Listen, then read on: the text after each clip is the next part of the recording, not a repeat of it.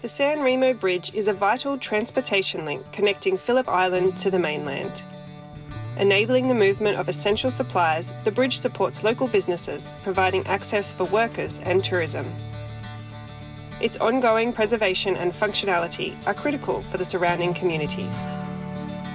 However, as the sole access point to the island, maintenance of the bridge can be difficult and require prolonged traffic closures during inspections.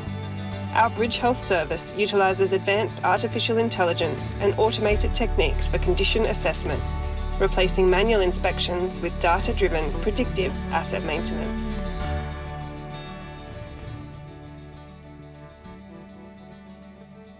With this project, the client wanted to achieve a methodology to be able to do bridge inspections in a less disruptive manner, i.e. not close the network, enable commuters to use the structure right through the inspections, but also to get some robust data on the condition of the structures.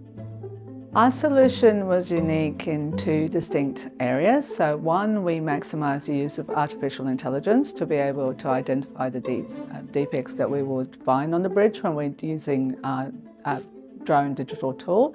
And also because we have a unique proprietary system on our drone called Dronic. Now what that does is we collect the data that is normally collected by drones, which is your optical, your LiDAR and your thermal imaging. But on top of that, Dronic enables us to tap the structure and collect acoustic soundings.